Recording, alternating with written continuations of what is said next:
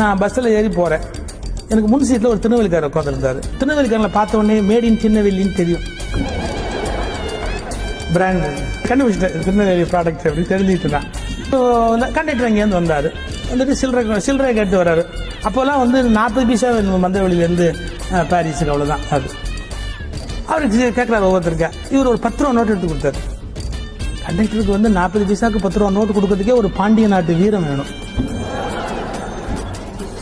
Conductor 10 ரூபாய் வாங்கி உள்ள போட்டுக்கிட்டு சில்லறை இல்லையே, சில்லறை இல்லாட்டி இறங்கிய அப்படின்னு அவர் கேட்டார். சில்லறை இல்லாட்டி இறங்கினா நீ தான் இறங்கணும்.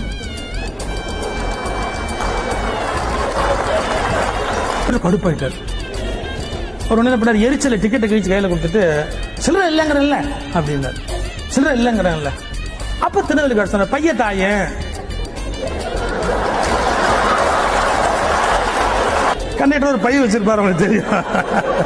நான் சில்லறை இல்லைங்கிற நீ பையத்தான் கேட்கறது நம்ப முடியல அவனால. அவன் எவ்வளவு கொழுப்பி அவனுக்கு அப்படி சட்டிக்கு வர்றாரு அவர்கிட்ட. சில்லறை இல்லைங்கிற பையத்தான் கேட்கறேன்னு அப்படின்ட்டு.